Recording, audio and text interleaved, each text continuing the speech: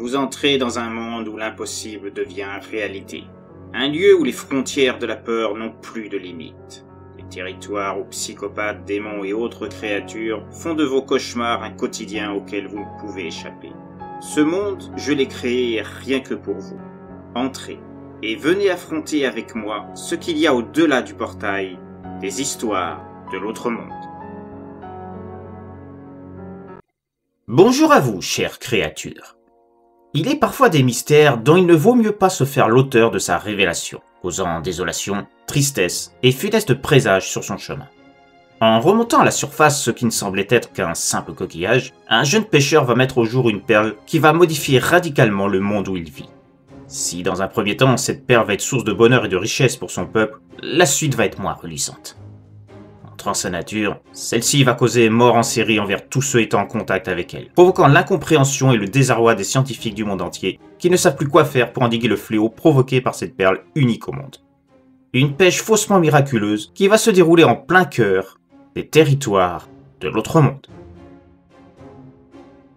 La perle de Poséidon. Ça a commencé comme un rêve de gosse. Une découverte que tout pêcheur de ma tribu ambitionne au moins une fois dans sa vie. Une beauté nacrée cachée au creux d'un coquillage qui n'aurait pas dû se trouver là. C'est d'ailleurs ce qui m'a intrigué en premier lieu.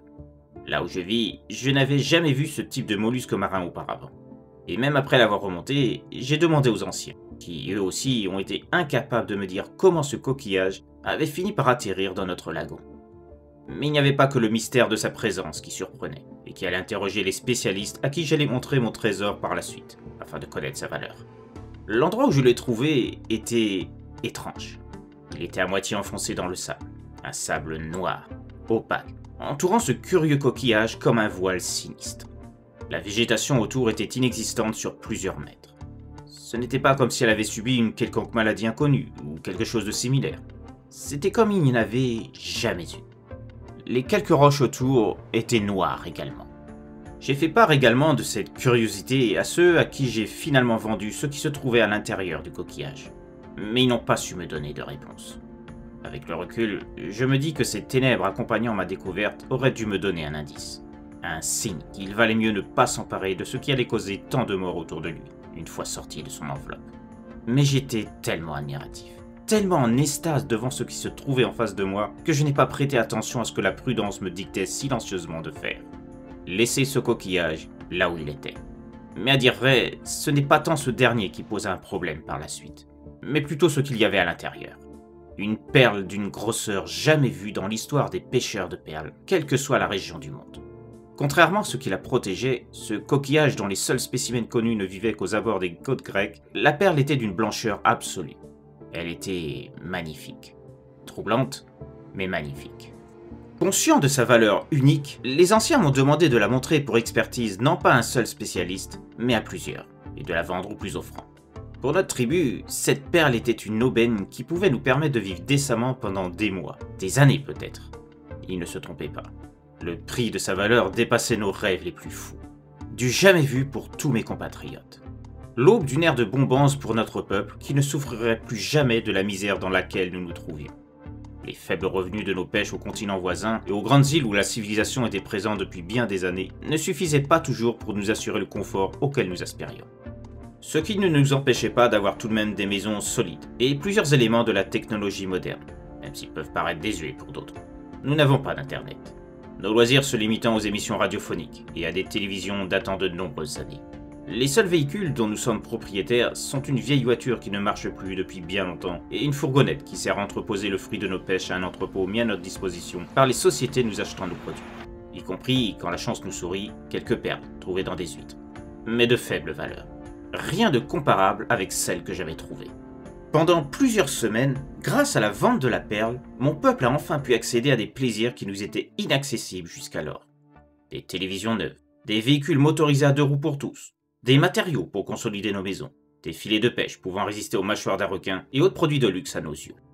Nous étions inconscients de ce qui arrivait aux différents propriétaires de la perle ayant assuré notre bonheur. C'est par hasard que j'ai entendu parler du malheur qu'elle procurait, lors d'un journal télévisé. Il était indiqué que l'objet, désigné comme la fameuse perle de Poséidon, appartenant à un mythe peu connu, était à l'origine supposée de plusieurs morts. Pas seulement de ses propriétaires successifs, mais aussi de plusieurs proches et membres de leur famille ayant approché et surtout touché la perle. En ce qui me concernait, je n'avais jamais touché la perle directement.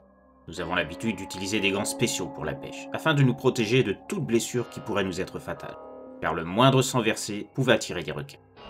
Et il en était de même de la part des experts, qui utilisaient eux aussi des gants pour manipuler les perles que nous leur soumettions à expertise. Les morts indiqués étaient tous décédés de la même manière. Très étrange, elles aussi. Aucune lésion, aucune insuffisance cardiaque, aucun mal pouvant expliquer leur décès en apparence. C'était comme si la vie s'était tout simplement retirée de leur corps. Et il y avait autre chose. La perle n'était plus blanche.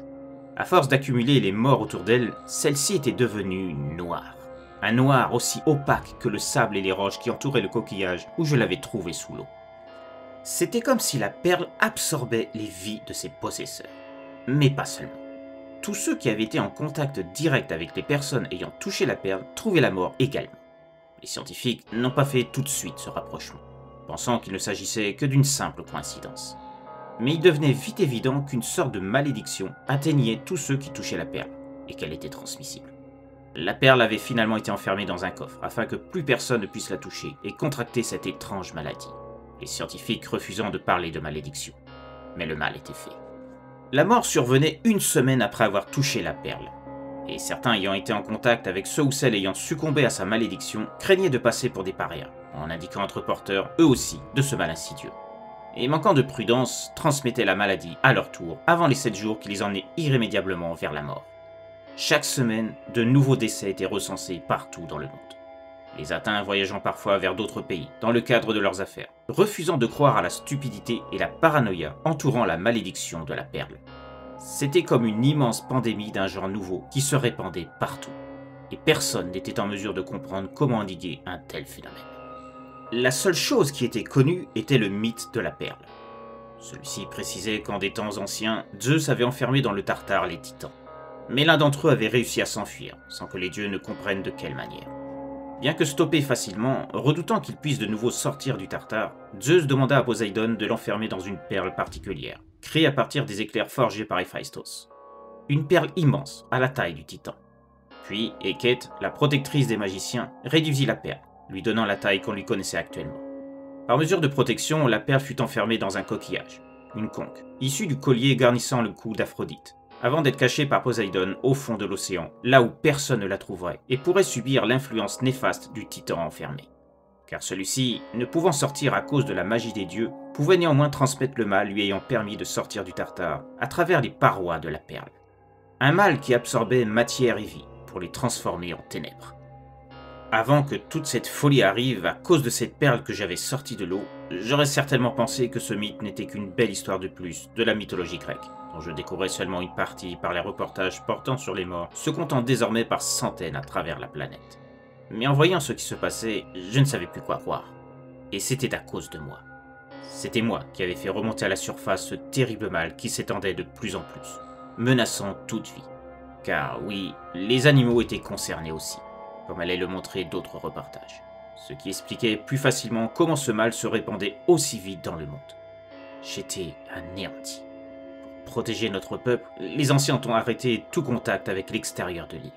Nous retombons peu à peu dans la misère que nous avions connue, devant nous contenter comme nourriture des fruits de la forêt, de notre propre pêche et de culture que nous avions mise en place grâce aux revenus obtenus par la vente de la perle. Je ne sais pas si nous deviendrons les seuls êtres humains à rester sur la planète, du fait de l'expansion toujours plus grande du mal libéré par la perle, isolée sur notre île. Nous tiendrons tant que les ressources naturelles de notre habitat nous le permettront. Mais nous sommes condamnés à vivre ici, attendant le pire. Quand les émissions de télévision et de radio cesseront d'émettre, nous saurons que nous sommes les derniers survivants de l'humanité. Et au train où vont les choses, le temps nous séparant de cette échéance pourrait bien arriver très vite. Tout ça à cause de moi. Je ne pourrais jamais me pardonner d'être la cause de cette éradication quasi complète de l'être humain. Les anciens tentent de me rassurer, en disant que ce qui arrive n'est que le fruit du hasard. Mais je ne peux m'empêcher de me morfondre jour après jour. À l'heure où je vous parle, ce que nous pensions avoir évité vient de nous frapper. 2 morts, sans raison apparente. Survenues toutes 2 durant la nuit, et ayant touché 2 de nos jeunes en pleine santé auparavant. Un fait étant survenu après qu'un naufragé qui avait tenté de fouler le sol de notre île ait été rejeté à la mer. Je l'ai vu se noyer, comme d'autres habitants. C'est l'un des deux jeunes retrouvés morts dans sa maison qui avait donné l'alerte, après avoir été agressé par l'inconnu. Nous espérions qu'il n'était pas un infecté. Nous nous sommes trompés.